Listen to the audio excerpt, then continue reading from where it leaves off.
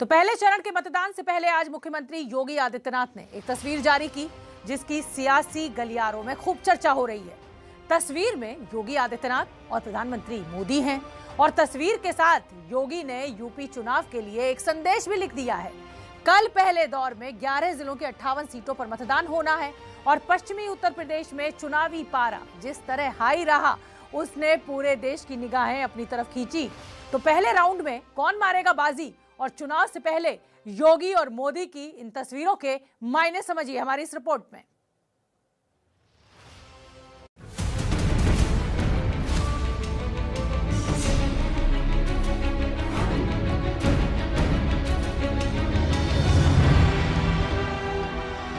जो कहेंगे वह करके दिखाएंगे, इस संकल्प के साथ आज भारतीय जनता पार्टी आप सबके सामने उपस्थित है। विजय सुनिश्चित है, घोषित ये परिणाम है। यूपी चुनाव की पहली अग्नि परीक्षा से ठीक पहले सीएम योगी आदित्यनाथ ने ये तस्वीर सोशल मीडिया पर शेयर की। इस तस्वीर में पीएम मोदी सीएम योगी का हाथ उठाए हुए हैं और इस तस्वीर के साथ सीएम योगी ने लिखा, पीड़ित, शोषित, दुखित बांधवों के हमको है कष्ट मिटाने, डटे हुए हैं राष्ट्र धर्म पर सीना ताने, कदम निरंतर चलते जिनके, श्रम जिनका अविराम है, विजय सुनिश्चित होती उनकी, घोषित यह परिणाम है। अब जरा ये तस्वीर देखिए। 21 नवंबर को योगी और मोदी की ये फोटो पिछले साल की सबसे वायरल तस्वीरों में शामिल रही। यूपी में योगी के नाम पर चुनाव होगा या नहीं, इन कयासों के बीच ये तस्वीरें तब खुद सीएम योगी ने शेयर की थी और तगड़ा जवाब दिया था। अब योगी की 3 तस्वीरें देखिए। 2 तस्वीरें आप देख चुके हैं और तीसरी तस्वीर सीएम योगी और गृह मंत्री अमित शाह की है। 4 फरवरी को सीएम योगी आदित्यनाथ ने गोरखपुर से जब नामांकन किया तब सीएम योगी के साथ गृह मंत्री अमित शाह भी मौजूद रहे। अब पहले दौर के चुनाव से ठीक पहले सीएम योगी ने मोदी के साथ बिग पिक्चर दिखाई और फिर विपक्ष पर किया गर्मी वाला वार। किसान को फ्री में आने वाले 5 वर्ष के दौरान फ्री में बिजली उपलब्ध करवाने की कार्रवाई करने जा रहे हैं। हर घर में बिजली पहुंचाने का कार्य करेंगे और जो ये अराजकता पैदा करने वाले लोग 5 वर्ष के अंदर सरकार सख्ती से इनसे निपटी है, फिर से गर्मी दिखा रहे हैं।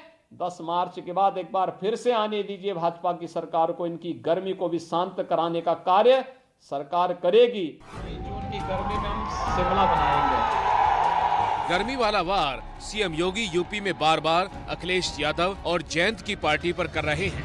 कल पहले दौर के चुनाव में पश्चिमी यूपी के जाटों और किसानों पर सबकी नजर रहने वाली है और पहले दौर से पहले योगी ने विजयी होने का ये संदेश दिया है। तो चलिए भारत की बात में आगे बढ़ते हैं और अब बात उत्तर प्रदेश के चुनाव में आए हिजाब की करते हैं। दक्षिण भारत के एक स्कूल से निकला हिजाब पहनने का विवाद अब उत्तर प्रदेश चुनाव की सियासत में एक बड़े मुद्दे की तरह दिखाई दे रहा है। स्कूल में हिजाब पहनने और ना पहनने के लिए 2 पक्षों के बीच लड़ाई है, लेकिन इस लड़ाई के बीच हम आपको हिजाब की पर्दे की तस्वीर दिखा रहे हैं। ये बॉलीवुड की उन फिल्मों की तस्वीरें हैं जिनमें बड़ी बड़ी अभिनेत्रियों ने हिजाब पहनकर अभिनय किया है। गली बॉय की आलिया भट्ट, दीपिका पादुकोण, प्रियंका चोपड़ा, कैटरीना कैफ, श्रद्धा कपूर, ऐश्वर्या, सभी ने कभी ना कभी हिजाब पहनकर फिल्मों में खूबसूरती से अपना किरदार निभाया है। यानी पर्दे पर हिजाब सुपरहिट, लेकिन राजनीति में हिजाब विवाद का मुद्दा है। हिजाब की संपूर्ण कथा शाम 7:30 बजे जरूर देखिएगा। तो चलिए आगे बढ़ते हैं और बात पंजाब की। पंजाब में कांग्रेस के मुख्यमंत्री चेहरे चरणजीत सिंह चन्नी की कर लेते हैं। चन्नी की उम्मीदवारी के ऐलान के बाद वो हो रहा है जिसकी उम्मीद खुद चन्नी ने भी नहीं की होगी। क्या है चन्नी के सामने नई चुनौती, देखिए हमारी ये रिपोर्ट। गरीब घर का चीफ मिनिस्टर चाहिए। राहुल गांधी की घोषणा में गरीब की डेफिनेशन चन्नी साहब हैं और चन्नी साहब 170 करोड़ के मालिक। सिर्फ 170 करोड़ है, शायद राहुल गांधी वास्ते वो गरीब है। So called Rahul Gandhi poor man has filed an affidavit in the election commission about 20-25 crores. चुनावी पारी को जीत की मंजिल तक पहुंचाने में जुटे चरणजीत सिंह चन्नी की ये तस्वीरें बरनाला में प्रचार के दौरान की है। कहीं चन्नी बल्लेबाजी का हुनर दिखा रहे हैं, तो कहीं चन्नी बुजुर्गों के साथ बैठकर ताश खेलने लग जाते हैं। चारों तरफ समर्थकों की भीड़ हो और सामने मुख्यमंत्री हो तो हर चाल पर वाह वाह नई बात नहीं। लेकिन कैमरे के सामने क्रिकेट खेलने में और राजनीति के अखाड़े में बड़ा फर्क होता है। बधौड़ में किसानों ने चन्नी का विरोध भी किया।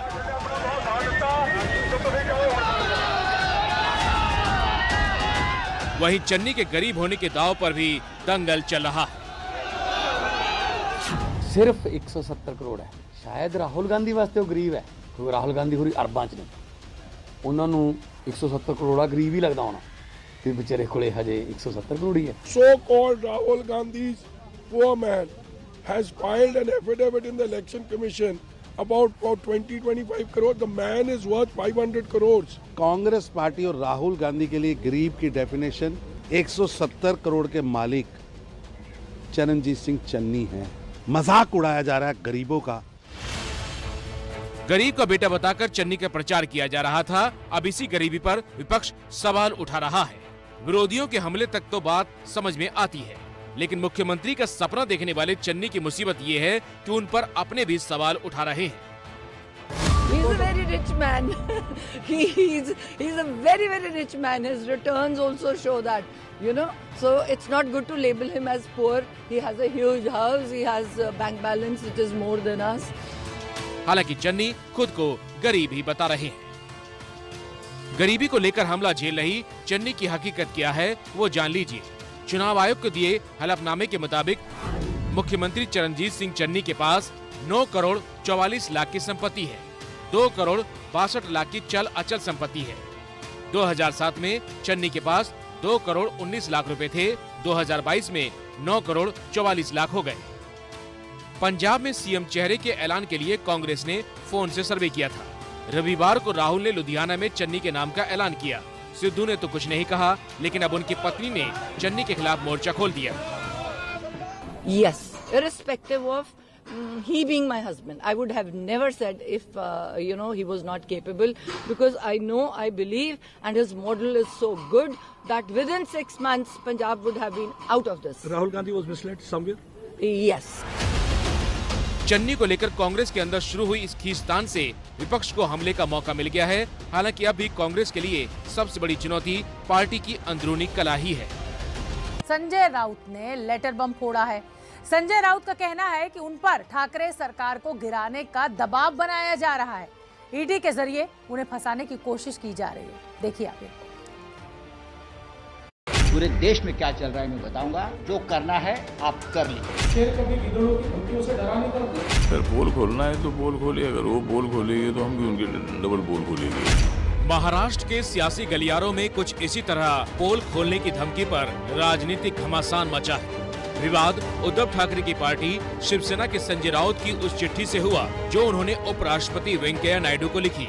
उसमें लिखा कि मुझ पर केंद्रीय एजेंसी प्रवर्तन निदेशालय के जरिए उद्धव ठाकरे सरकार को गिराने का दबाव बनाया जा रहा है। आज कौन सी कॉन्स्टिट्यूशनल अथॉरिटी चल रही है? ये क्रिमिनल सिंडिकेट मुंबई के ईडी कार्यालय में बिड़कर कौन से नेता, कौन कौन उसमें शामिल है और कैसे ईडी के नाम पर वसूली हो रही है, कैसे ब्लैकमेल कर रहे हैं, ये मैं दिखाऊंगा और जो करना है आप कर लीजिए। संजय राउत की इस धमकी को बीजेपी और उसके सहयोगियों की ओर से ताबड़तोड़ जवाब मिल रहे हैं। उनको मैं इतना कहना चाहता हूँ, शेर कभी गिद्धड़ों की धमकियों से डरा नहीं करते, और अगर उनका कोई ग्रीवियंस है तो कोर्ट में जाकर रखे। जहाँ जहाँ अनियमितता दिखाई देती है वहाँ अधिकारी लोग इंक्वायरी करते हैं और इसीलिए सरकार को उसमें बिल्कुल हाथ नहीं है और संजय राउत के आरोप में बिल्कुल तथ्य नहीं है। अगर पोल खोलना है तो पोल खोले, अगर वो पोल खोलेंगे तो हम भी उनके डबल पोल खोलेंगे। मतलब एक दूसरे की पोल खोलने की बात तो चलती रहती है। दरअसल संजय राउत के मुताबिक ये पूरा मामला 17 साल पहले एक जमीन खरीद से जुड़ा है। इस मामले में हाल ही में ईडी ने जांच तेज की। संजय राउत के करीबी पर ईडी के छापे मारे गए, लेकिन राउत का दावा है कि उनकी बेटी की शादी के खर्च की जांच कर रहा है ईडी।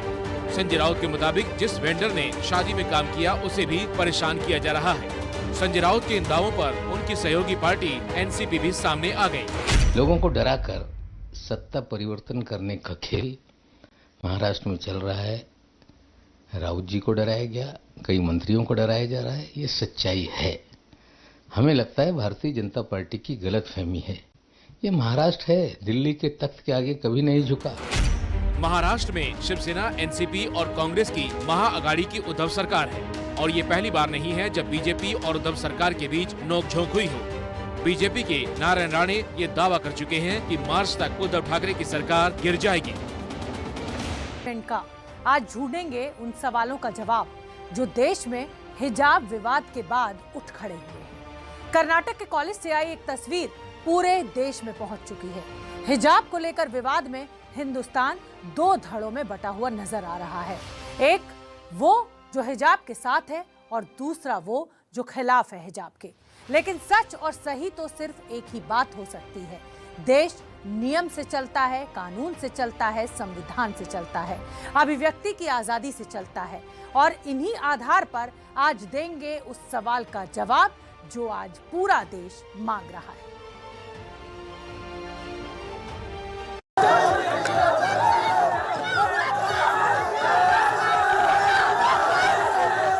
एक झुंड आती है और एक महिला को परेशान करती है और मैं नहीं समझती कि इस तरीके की गुंडागर्दी हमें एक्सेप्ट करनी चाहिए। हिंदू मुस्लिम को लड़ाने के लिए चंद लोग कोशिश कर रहे हैं।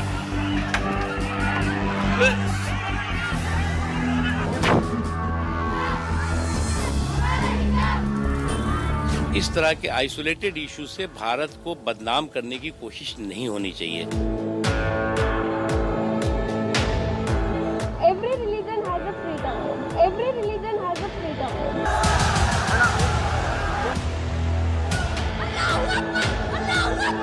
मैं सलाम करता हूँ इस बेटी की बहादुरी को।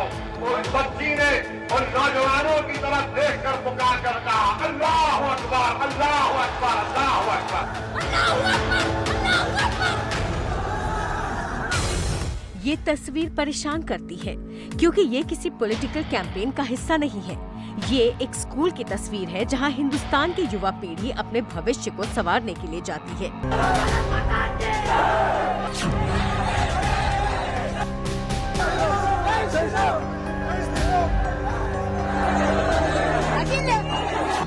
लेकिन देखिए इस तस्वीर को, एक लड़की जिसने बुर्का पहन रखा है वो अपने धर्म का नारा लगा रही है और लड़कों की भीड़ जिनके गले में भगवा गमछा है वो अपने धर्म का नारा लगा रहे हैं।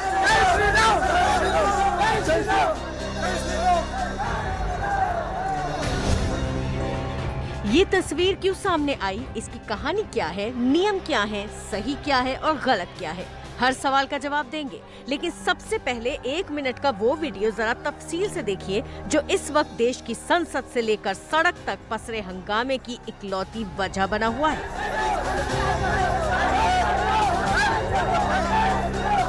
वीडियो कर्नाटक के मांड्या महिला इंटर कॉलेज का है जहां बुर्का पहने एक लड़की स्कूटी से कॉलेज की पार्किंग तक पहुंचती हुई दिखाई दे रही है। लड़की जैसे ही स्कूटी पार्क करती है पीछे से एक शोर सुनाई देने लगता है। लड़की भीड़ की तरफ बढ़ने लगती है। 1 मिनट 44 सेकंड के वीडियो में 20वें सेकंड पर उन लड़कों का झुंड दिखाई देता है जो गले में भगवा गमछा डाले लड़की के पास जाकर जय श्री राम का नारा लगाने लगते हैं। लड़की जय श्री राम का जवाब अल्लाहू अकबर से देती है। अल्लाहू अकबर, अल्लाहू अकबर। लड़की तेज कदमों से कॉलेज की बिल्डिंग की तरफ बढ़ती दिखाई देती है और सवाल पूछने पर गुस्सा भी जाहिर करती है।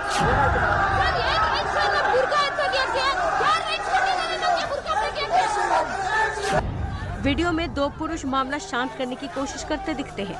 बताया जा रहा है कि लड़कों का ये ग्रुप श्री राम सेना नाम के संगठन का है। लड़की अल्लाहू अकबर बोलकर कॉलेज के अंदर चली जाती है, लेकिन ये तस्वीर अपने पीछे कई सवाल छोड़ जाती है। तस्वीरों में बुर्का पहने जो लड़की दिखाई दे रही है उसका नाम मुस्कान खान है। मुस्कान कर्नाटक के मांड्या शहर में PES कॉलेज में BCom सेकेंड ईयर की छात्रा है। ನಾನು ಅಸೈನ್ಮೆಂಟ್ ಸಬ್ಮಿಟ್ ಮಾಡೋಕ್ಕೆ ಕಾಲೇಜ್ ಹೋಗ್ತಿದ್ದೆ. मैं अपना असाइनमेंट जमा करने कॉलेज जा रही थी. कॉलेज के गेट पर लड़कों ने कहा कि तुम बुर्का पहनकर अंदर नहीं आ सकती. ಬುರ್ಕಾ ತೆಗ್ದು ನೀನು ಒಳಗಡೆ ಹೋಗ್ಬೇಕು, ಇಲ್ಲಾಂದ್ರೆ ನೀನು ಬುರ್ಕಾದಲ್ಲಿ ಇರಬೇಕಂದ್ರೆ अगर अंदर आना है तो बुर्का उतार कर आओ. और फिर वो सब जय श्री राम के नारे लगाने लगे. टीवी ಹತ್ರ ಎಲ್ಲ ನನಗೆ ಅಟ್ಯಾಕ್ ಮಾಡಕ್ಕೆ ಹಂಗೆ ಬರ್ತಾ ಇದ್ರು. जय श्री राम ಅಂತ ನಾನು बुर्खा तगी ನೀನು ಹಾಕೊಂಡಿದ್ದ. जवाब में मैंने भी अल्लाहू अकबर का नारा लगाया. ಅದಕ್ಕೆ ನಾನು ಅಲ್ಲಾಹು ಅಕ್ಬರ್ ಅಂತ ಹೇಳಿದೆ.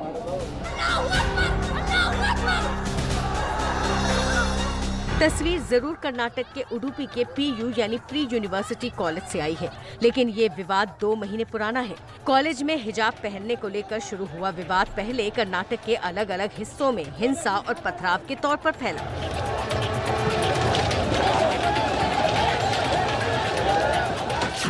फिर देश की संसद में इसकी गूंज सुनाई थी. Article 14 of our constitution guarantees equality for all. Article 25 guarantees free practicing of religion. और अब देश के अलग अलग हिस्सों में ऐसे पोस्टर्स मौजूद हैं जिन पर पहले हिजाब और बाद में किताब जैसे नारे चस्पा कर दिए गए हैं.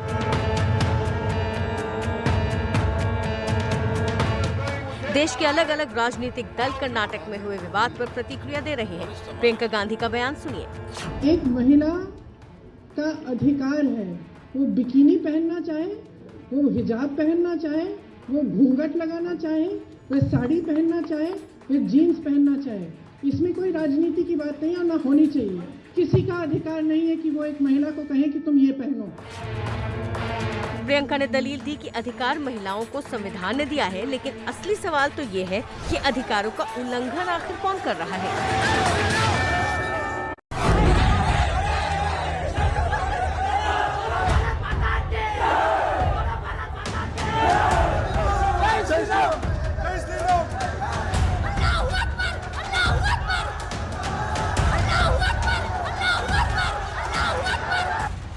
सवाल के जवाब के लिए पहले ये समझना होगा कि विवाद की शुरुआत आखिर हुई क्यों.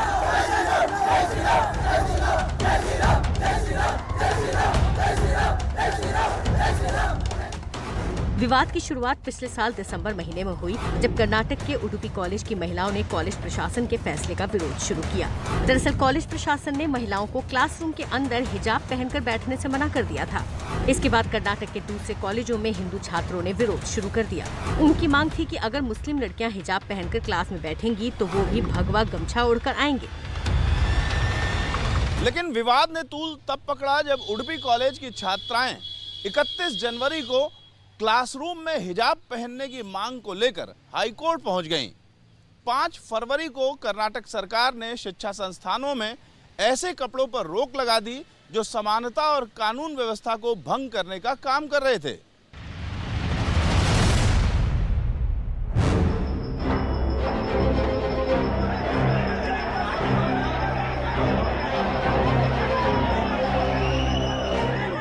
दरअसल कर्नाटक सरकार ने हाल ही में एजुकेशन एक्ट लागू किया है, जिसके तहत सरकारी स्कूल कॉलेजों में तय यूनिफॉर्म ही पहनी जाएगी. देखिए क्या कहता है कर्नाटक सरकार का dress code act. Karnataka education act के मुताबिक शिक्षा संस्थानों में एक जैसी यूनिफॉर्म होगी. प्राइवेट स्कूल अपनी मर्जी से यूनिफॉर्म तय कर सकता है. ड्रेस कोड की जरूरत इसीलिए होती है क्योंकि ये स्कूल में अनुशासन तय करता है, छात्र छात्राओं के बीच समानता का भाव पैदा करता है.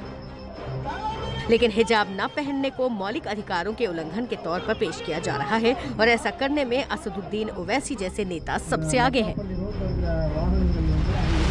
हिजाब और बुर्का पहनना तो हमारा राइट है, हमारा फंडामेंटल राइट है संविधान में। मैं क्या पहनता हूं, क्या खाता हूं, किसी के बाप को झांकने की जरूरत नहीं है उसमें। मेरी बेटी क्या पहनेगी, मेरी माँ क्या पहनेगी, मेरी पत्नी क्या पहनेगी, मेरी खाला क्या पहनेगी। अरे तू अपने घर की फिक्र कर, मेरे पीछे क्यों पड़ा है।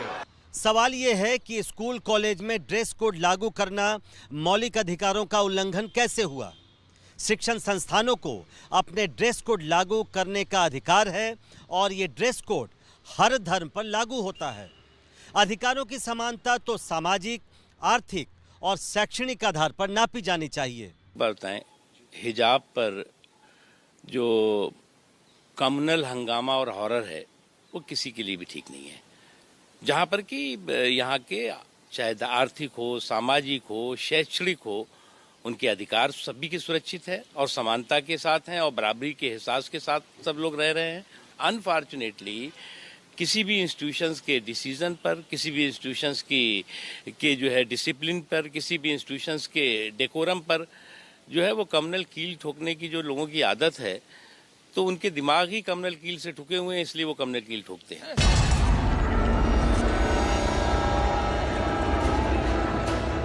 राज्य के पास ड्रेस कोड लागू करने का अधिकार है। सरकार नियम से चलती है, धर्म से नहीं, और ये बात हर धर्म पर लागू होती है। मुस्लिम लड़कियों के हिजाब पहनने पर सवाल हो रहे हैं कि ड्रेस कोड फॉलो क्यों नहीं किया जा रहा, लेकिन सवाल भगवा गमछा पहने इन नौजवानों से भी है जो कॉलेज में जय श्री राम का नारा लगा रहे हैं।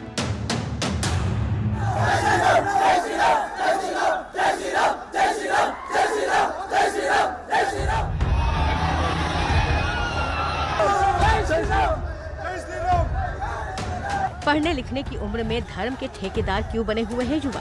एक जैसे गमछे गले में टांग कर एक ही वक्त पर जमा होकर नारे लगाने के पीछे क्या कोई संगठन काम कर रहा है? क्या जानबूझकर हिजाब वाले विवाद को हवा दी जा रही है?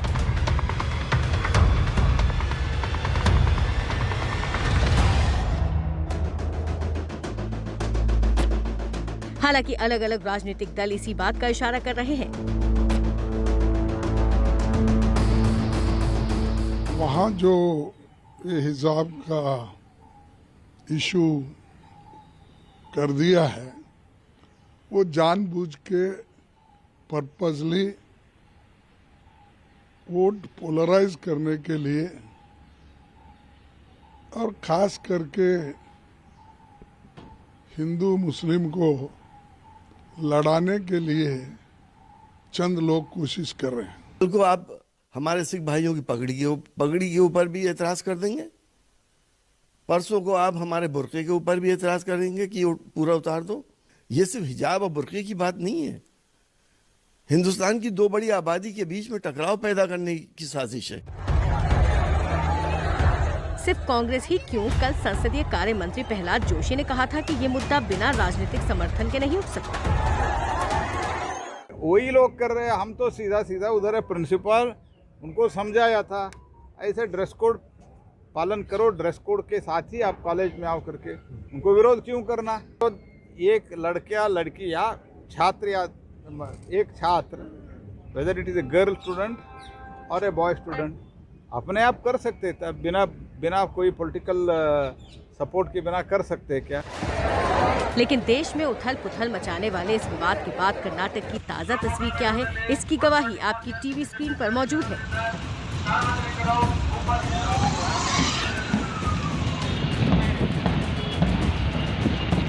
जहां शिवमोगा में पुलिस कॉलेज स्कूल के पास रूट मार्च कराती हुई दिखाई दे रही है।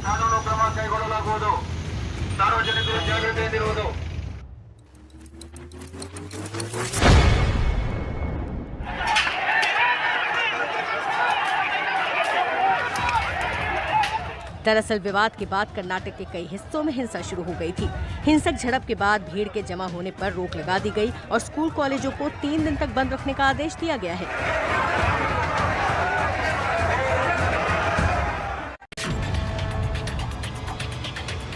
आज हिजाब विवाद को लेकर कर्नाटक हाई कोर्ट में भी सुनवाई शुरू हुई है, लेकिन सिंगल जज की बेंच ने मामले को बड़ी बेंच को रेफर कर दिया है। मतलब ये कि विवाद जहां से शुरू हुआ था वहीं पर है। हिजाब पहनकर क्लास में आने पर मनाही है, लेकिन नियमों के आगे धर्म को रखकर विरोध हो रहा है और उसे मौलिक अधिकार के उल्लंघन से जोड़ा जा रहा है, जो ठीक नहीं है। मिसाल केरल हाईकोर्ट के आदेश से ही मिलती है।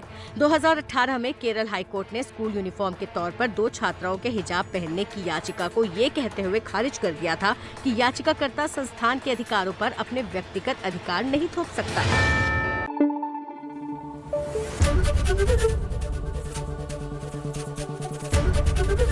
ABP न्यूज आपको रखे आगे।